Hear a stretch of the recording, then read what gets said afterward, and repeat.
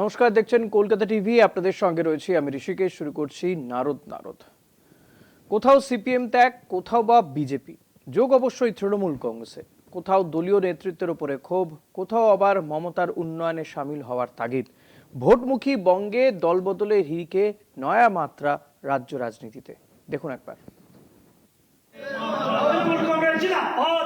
CPM ছেড়ে অন্য দলে যাওয়া এ রাজ্যে খুব একটা ঘটে না। যদিও বিধানসভা ভোটের মুখে সেই প্রবণতাই বসিরহাটের মিনাখায়। মিনাখা 1 নম্বর ব্লকের কুমারজল গ্রাম পঞ্চায়েত এলাকায় সিপিএম সদস্য আবুল হোসেনের নেতৃত্বে শতাধিক কর্মী সমর্থক তৃণমূলে যোগ দেন। ক্ষমতা থেকে চলে যাওয়ার পরে তারাই বসেছিলেন। মমতা বন্দ্যোপাধ্যায় একাধিক সামাজিক প্রকল্পে অনুপ্রাণিত হয়ে তৃণমূলে যোগ দাবি সিপিএম ছেড়ে আসা মানুষজনের। আমরা ধরুন সেখান থেকে হেরে গেছে বামফ্রন্ট, সেখান থেকে বসেছিলাম, কোনো দলে যাইনি। এখন নতুন সভাপতি সাইফুদ্দিন মোল্লা এবং আমাদের কুমারজল হাজি সাইফুদ্দিন গাজী আমাদের ভালো জায়গাটা পৌঁছে দিয়েছে। আমরা কজন, আমি সাহেব গাজী, মহিদুর গাজী, দিনবক্স মোল্লা, মাজেদ গাজী, উনি একটা ভালো মানুষ, দীর্ঘদিন উনি প্রদানই করেছে বিগত কয়েক বছর কংগ্রেস থেকে, তিনিও যোগ দিয়েছে।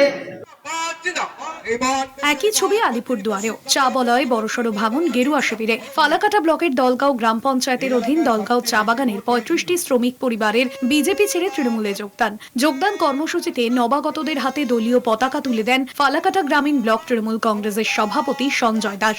চা শ্রমিকদের স্বার্থে তৃণমূল সরকারের বিভিন্ন প্রকল্পে অনুপ্রাণিত হয়েই তৃণমূলে যোগ দাবি বিজেপি ত্যাগীদের। আমরা আমার পরিবার 2017-18 থেকে আমরা টিএমসিতে ছিলাম।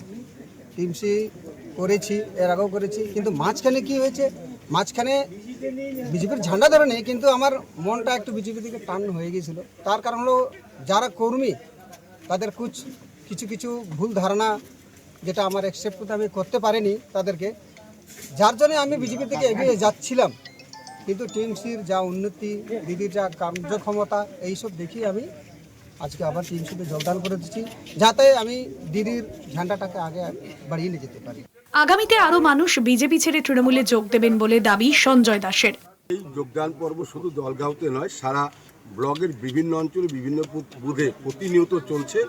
আজকে আমাদের দলগাঁওয়ের 13-র 37-38 নং বুথে বিজেপি দল ত্যাগ করে 35টি পরিবার আমাদের দলে যোগদান করলেন।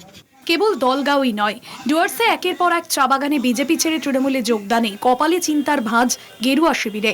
সঞ্জিত চক্রবর্তী, অজয় সার রিপোর্ট, কলকাতা টিভি। এই বিষয় নিয়েই আমরা আলোচনা করব। আমাদের সঙ্গে রয়েছেন অতিথিরা। আমাদের সঙ্গে রয়েছেন তৃণমূল কংগ্রেসের পক্ষ থেকে মনোজ কান্তি বিশ্বাস, রয়েছেন বিজেপির পক্ষ থেকে আলোক মিত্র। আপনাদের দুজনকেই স্বাগত জানাবো আমাদের এই অনুষ্ঠানে। আমি প্রথমেই মনোজদা আপনার কাছে আসব। যেটা জানতে চাইবে মনোজদা, এই যে সিপিএম বিজেপি ছেড়ে আপনাদের দলে লোকজন নাম লেখাচ্ছেন, তৃণমূলে তারা আসছেন, পতাকা তুলে নিচ্ছেন, এটা নিঃসন্দেহে এসআইআর আবহ তো রয়েছে। কারণ আমরা জানি যে আজকেই মানে সেই সময় কাউন্টডাউন শুরু হয়ে গেছে, যে কালকে খসড়া ভোটার তালিকা প্রকাশিত হবে বেলা 12টার পরে।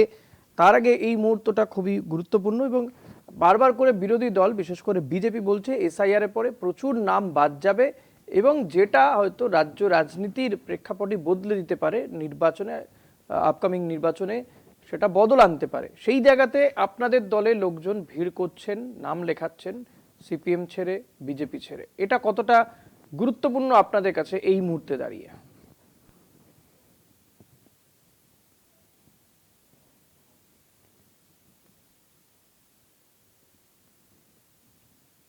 মহাশয় শুনতে পেলেন আপনি? কোনোভাবে হয়তো যোগাযোগ বিচ্ছিন্ন হয়ে গেছে। আমরা চেষ্টা করব আমাদের অতিথিদের সঙ্গে যোগাযোগ করার। তবে নিঃসন্দেহে আগামীকাল আমরা জানি যে এই খসড়া ভোটার তালিকা প্রকাশিত হবে। তার আগে এই যে দলবদল চলছে এবং সিপিএম ছেড়ে বিজেপি ছেড়ে, একদিকে যেমন উত্তরবঙ্গে সেখানে এই ঘটনা ঘটছে, ডুয়ার্সে সেই ঘটনা ঘটছে, পাশাপাশি উত্তর 24 পরগনা সেখানেও কিন্তু দেখা যাচ্ছে যে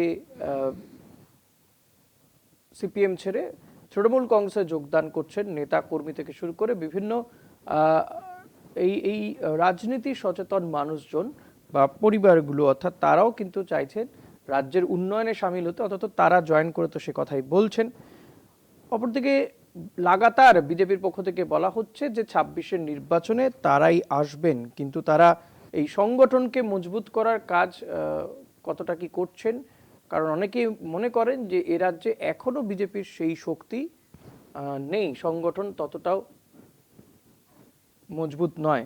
আমি মনোজদা আপনার কাছে আসবো, যেটা জানতে চাইছিলাম যে এই যে এসআইআর আবহ, আগামীকাল খসড়া ভোটার তালিকা প্রকাশিত হবে, বারবার করে বিজেপি বলছে যে 1,20,00,000 ভোটারের নাম বাদ যাবে। সেই জায়গায় দাঁড়িয়ে রাজ্যে বিধানসভা নির্বাচনে 26-এর নির্বাচনে পালাবদল হচ্ছেই, আপনারা বিদায় নেবেন, বিজেপি ক্ষমতায় আসবে, কিন্তু দেখা যাচ্ছে যে বিজেপি ছেড়ে আপনাদের দলের লোকে নাম লেখাচ্ছে, সিপিএম ছেড়ে আপনাদের দলে নাম লেখাচ্ছে। এটা কতটা গুরুত্বপূর্ণ আপনাদের কাছে এই আবহে দাঁড়িয়ে?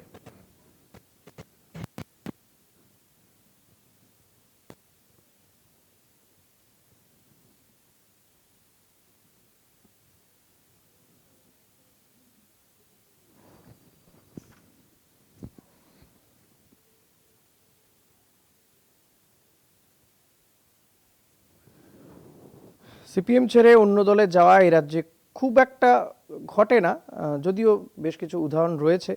বিধানসভা ভোটের মুখে সেই প্রবণতা আবার দেখা গেছে বসিরহাটের মিনাখা 1 নম্বর ব্লকের কুমারজল গ্রাম পঞ্চায়েত এলাকাতেই সিপিএম সদস্য আবুল হোসেনের নেতৃত্বে শতাধিক কর্মী সমর্থকরা তৃণমূল কংগ্রেসে যোগদান করে।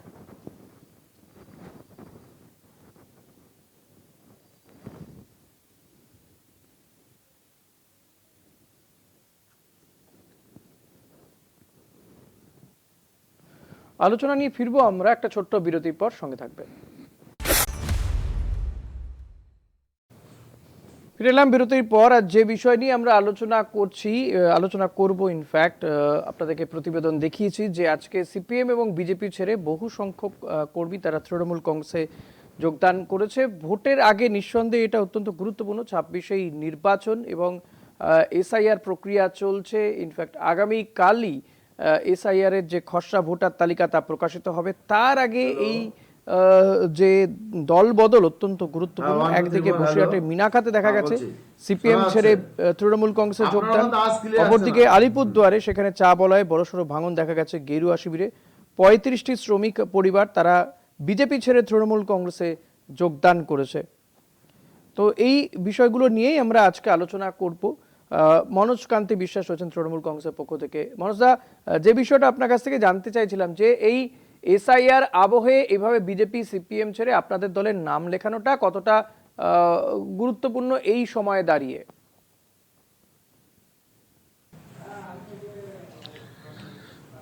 দেখুন, এসআইআর এর যে ব্যাপারটা, আমাদের মাননীয় মুখ্যমন্ত্রী স্পষ্ট ঘোষণা করেছেন যে যারা ন্যায়সঙ্গত ন্যায্য ভোটার, একটা ভোটার যাতে বাদ না যায়। কিন্তু যারা বিজেপির নেতৃত্ব আছেন, সভাপতি থেকে শুরু করে কেন্দ্রীয় মন্ত্রী শান্তনু ঠাকুর থেকে শুরু করে, তারা যে কথা বলছে বাস্তবে তার সাথে কোনো মিল সাধারণ মানুষ খুঁজে পাচ্ছে না। আপনারা সুপ্রিম কোর্টের রায়কে দেখেছেন। সেই রায় থেকে মানুষ, যারা বিশেষত সীমান্তবর্তী এলাকায় বসবাস করে, যারা মতুয়া সম্প্রদায়ের মানুষ, এসসি কমিউনিটির মানুষ, মানে যারা তপশিলি, তারা তাদের সেই কথায় প্রথম দিকে রাজি হয়ে পরে দেখেছে এটা ভাউতা ছাড়া আর কিচ্ছু নয়।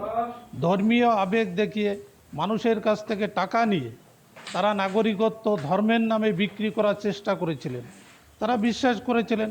এখন শেষ মুহূর্তে সুপ্রিম কোর্টের রায় দেখে এটা স্পষ্ট, সাধারণ যারা 15-20 বছর ধরে ভোট দিচ্ছে, যাদের ভোটে প্রধানমন্ত্রী নির্বাচিত হলো, শান্তনু ঠাকুর কেন্দ্রীয় মন্ত্রী হলেন, স্বরাষ্ট্রমন্ত্রী হলেন, তাদের এই ভাওতা রাজনীতি এখন আর পশ্চিমবাংলার মানুষ এটা বিশ্বাস করছে না। স্বাভাবিকভাবেই এরা আমাদের মাননীয় মুখ্যমন্ত্রীর কাজের অগ্রগতি দেখে, এত উন্নয়ন সারা রাজ্যব্যাপী, সেই উন্নয়ন দেখে মানুষ আস্তে আস্তে সব তৃণমূলে যোগ দিচ্ছে। অলোকদার কাছে আসবো। অলোকদা, এই যে আপনারা বারবার করে তো বলছেন, আপনাদের একাধিক নেতাও বারবার বলেছে যে এসআইআর এর ফলে 1 কোটি, কেউ বলছেন 1,20,00,000 নাম বাদ যাবে। ফলত আপনারাই ক্ষমতায় আসবেন, এর ফলে এটা আপনারা বারবার করে প্রচারও করেছেন। কিন্তু যদি তাই হয় তাহলে খোদ আপনাদের দলের, আপনাদের যারা কর্মী সমর্থক, তারাই কেন বিশ্বাস রাখতে পারছে না? তারা তৃণমূল কংগ্রেসে চলে যাচ্ছে কেন?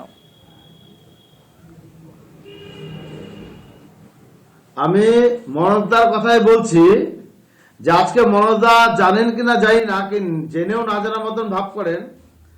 গতকালকের কথা বলি, দলগাঁও জিপির তাপজি গ্রামে 25টি পরিবার কালকে সেখানকার ফালাকাটা বিধায়ক দীপক বর্মনের হাত ধরে জয়েন করেছেন। সেই অঞ্চলেরই তার দুদিন আগে 12 তারিখ 35টি পরিবার দীপক বর্মন মহাশয়ের হাত ধরে জয়েন করেছেন। গতকালকে জটেশ্বর 2 10টি পরিবার এমএলএ দীপক বর্মনের হাত ধরে জয়েন করেছেন। এরকম সমস্ত জায়গায় জয়েনিং চলছে। সেই জয়েনিংটা অন্ধ তৃণমূল, ঘুষখোর তৃণমূল, কাটমানি খাওয়া তৃণমূল বুঝতে পারবে না।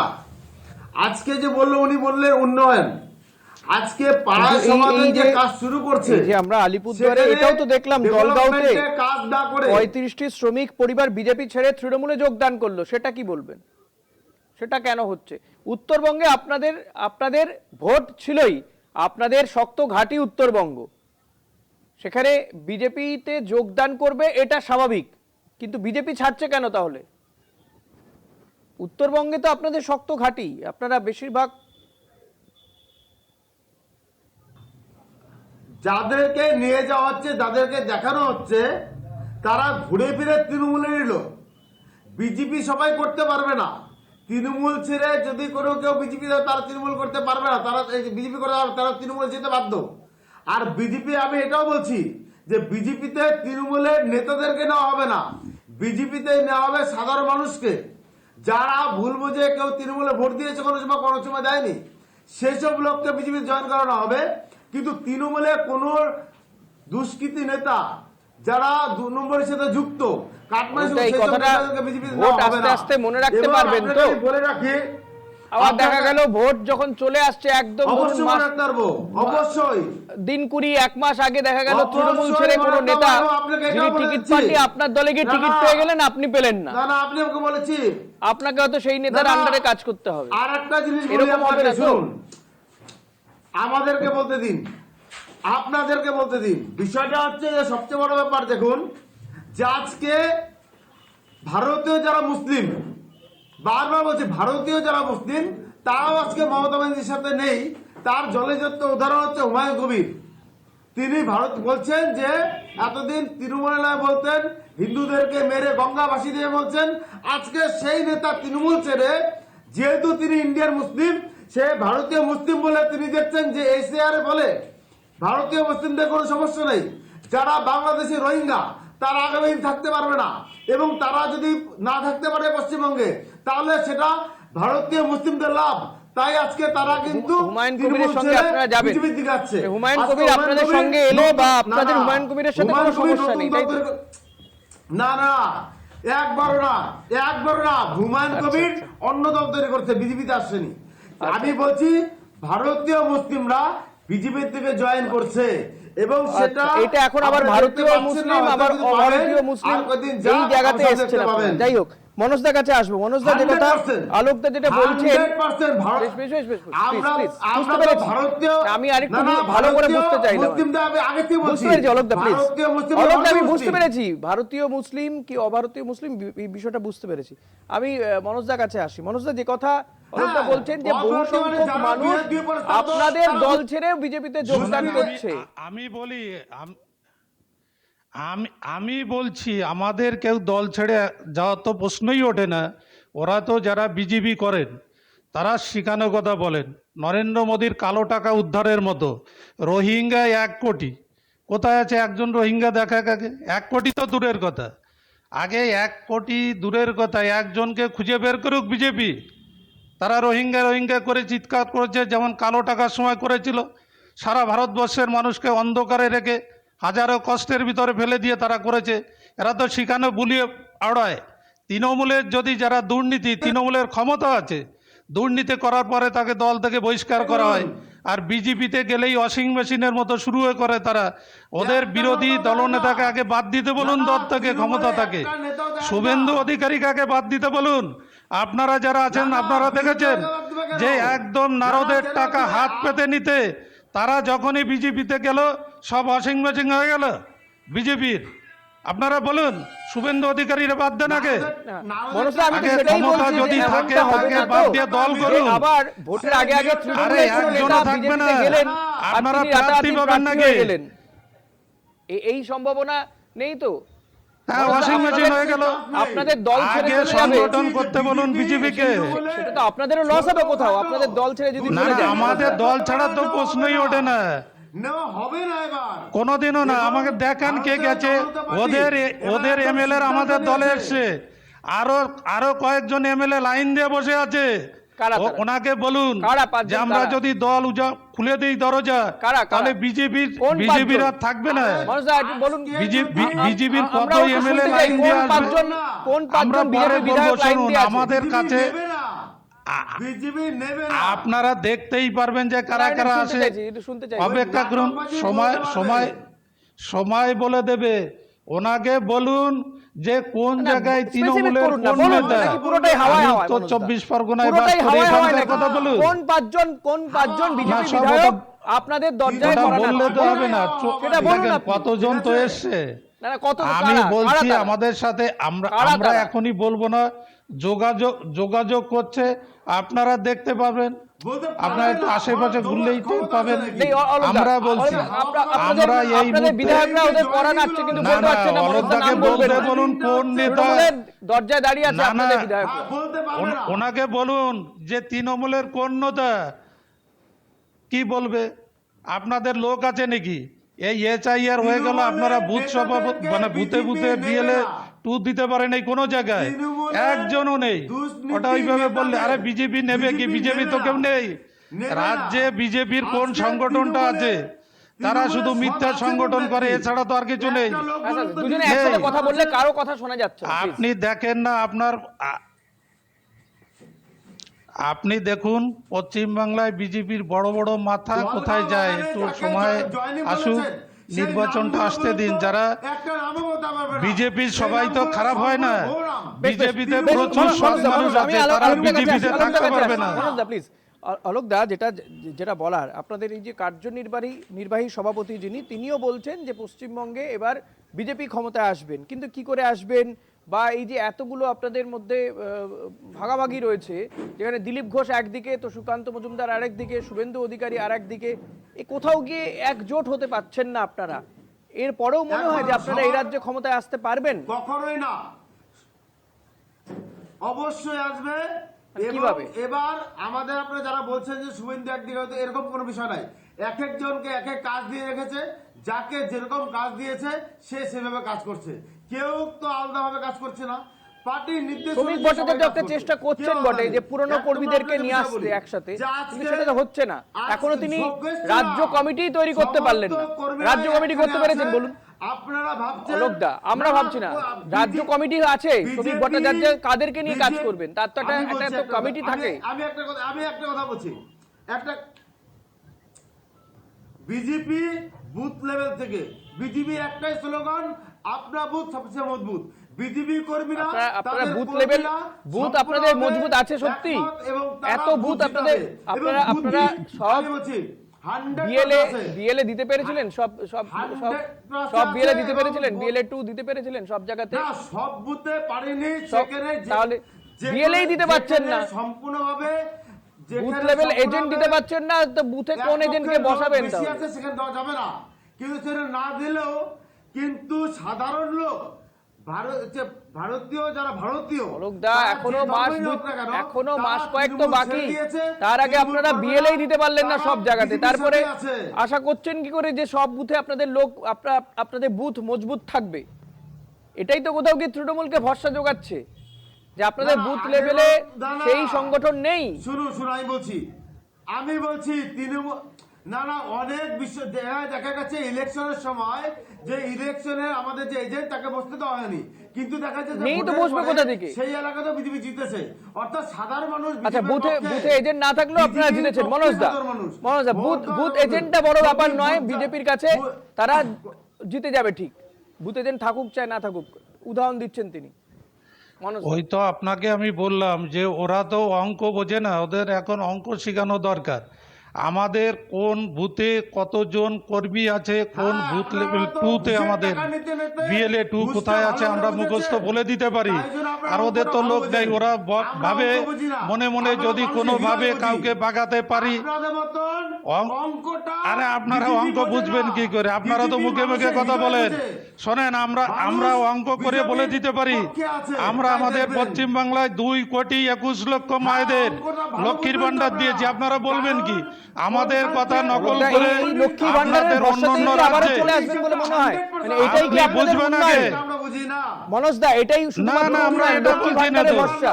দেখেন, প্রমাণ করে দিয়েছে। না না লক্ষ্মীর ভান্ডারের উন্নয়নের আগে ভরসা কেন? শুনুন, আমাদের প্রত্যেকটা একটা একটা আজকে দেখতে হবে। পাড়ায় আমরা সমাজে লক্ষ্মীর লক্ষ্মীর ভান্ডার ভান্ডার কি দিয়েছি, আদৌ আমাদের উন্নয়ন নকল হচ্ছে? করে অন্য রাজ্যে লক্ষ্মীর চেষ্টা ভান্ডার কি করেছে। আদৌ উন্নয়ন আমাদের নাকি ভাতা? আমি আমার এটা তো কথাটা উন্নয়ন শোনা। নয় দাদা। দেখেন, পশ্চিম বাংলার উন্নয়ন মানে কি? পশ্চিম বাংলা দেখেন, এই যে রাস্তার জন্য 20,000 কিলোমিটার আপনাকে রাস্তা বলতে দিন, আপনাকে কাজ কিছু শুরু সময় হয়েছে। দিচ্ছি। বিজেপি স্বপ্ন দেখে এটা নিয়ে।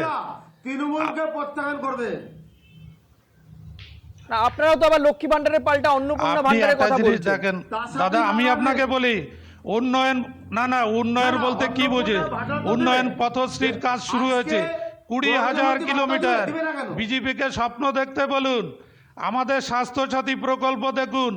আমাদের একটা 68টে যে প্রকল্প আমাদের আছে, প্রত্যেকটা প্রকল্পের হিসাব মিলিয়ে দেখতে বলুন বিজেপিকে, তবেই বুঝতে পারবে যে আমাদের কত ছাত্রছাত্রী সাইকেল প্রকল্পের ভিতরে আসছে। যেটা বললেন যেখানে না, দক্ষিণ চব্বিশ এর আগে পরগনা, আমরা বাঁকুড়া, পদ্ধতি বীরভূম দেখেছি, আগে কি পদ্ধতি ছিল মনোজ দা, বলুন? আপনি আবারও সেখানকার সাইকেলের কথা গ্রামের বললেন। ছেলেমেয়েরা স্কুলে সাইকেল যেতে তৈরি পারতো তো না। হয় না এই রাজ্যে। যে সাইকেলগুলো আপনারা দেন, ওই সাইকেলগুলো যদি এ রাজ্যে তৈরি হতো, কর্মসংস্থান হতো না? বলুন, যে সাইকেল রাজ্য সরকার দেয় সেই সাইকেল কি এ কর্মসংস্থান তো রাজ্যে তৈরি সবই হয়? হচ্ছে, আমাদের রাজ্যে হচ্ছে না সেই কেন? সাইকেল স্কুল থেকে নিয়ে আসার আপনি পরে দেখেন, আমরা সেই তো টাকাটা বলছি না 500 টাকা দিয়ে ঠিক আমাদের করতে হয়। গ্রাম। যেই সাইকেল আপনার তৃণমূল অলোক যে দা, টাকাটা অলোক দা, দিয়েছে, কোথাও গিয়ে সেটা এটাও তো 500 ঠিক, টাকা লাগে আপনারাই ঠিক যে করতে, দাবি করেন যে মেরামত রাজ্য করতে। সরকারের একাধিক দুর্নীতি রয়েছে, অনেক প্রকল্প বাস্তবায়ন হয় না, কিন্তু তারপরেও আপনারা সেভাবে কোথাও জোরালো আন্দোলন করতে পারেন না। মানুষ আপনাদেরকে ভরসা করবে কেন? এই রাজ্যের মানুষ, এই রাজ্যের ভোট বা এই রাজ্যের রাজনীতি অন্য রাজ্যের না, কেন তুলনায় করবে না? অন্যরকম। আজকে না আমি একটা জিনিস বলি আপনাকে। আরজি করে যে ঘটনাটা ঘটেছিল, সেই ঘটনায় মুখ্যমন্ত্রী সরাসরি জড়িত এবং মুখ্যমন্ত্রী না না, এই শুধু হাওয়ায় হাওয়ায় ভাসিয়ে দিলে হবে না তো। আপনাদের এই দাবিগুলোর তো কোনো মান্যতা নেই। সিবিআই তদন্ত করেছে, কলকাতা পুলিশ যাকে আরে, দোষী সাব্যস্ত ওনাকে করেছে, বলুন। সিবিআইও তাকেই দোষী CBI বলেছে। আপনাদের এই বক্তব্যগুলো শুধুমাত্র হাওয়ায় হাওয়ায়। রাজনীতিতে এই ধরনের বক্তব্যের এখন আর কোনো গুরুত্ব নেই। প্রমাণ চাইতো। আপনি প্রমাণ ছাড়া কাউকে দোষী সাব্যস্ত করতে পারেন নাকি? অভিযুক্ত করতে পারেন, কিন্তু কেউ দোষী সাব্যস্ত হচ্ছেন না। সিবিআই একের পর এক তদন্ত করে যাচ্ছে, কেউ দোষী সাব্যস্ত হচ্ছে না। বেশ, আজকে আর সময় নেই অলোক দা, আজকে আর সময় নেই। মনোজ দা, আজকে সময় নেই, অনুষ্ঠান শেষ করতে হবে। অলোক দা, অনেক ধন্যবাদ আপনাকে। আবারও পরবর্তী সময় আমরা এই বিষয়গুলো নিয়ে আলোচনা করব। যত নির্বাচন এগিয়ে আসবে এই ধরনের আলোচনা চলবে, উত্তপ্ত আলোচনা চলতে থাকবে। আজ এখানেই শেষ করছি। দেখতে থাকুন কলকাতা টিভি, রাত দিন 7 দিন।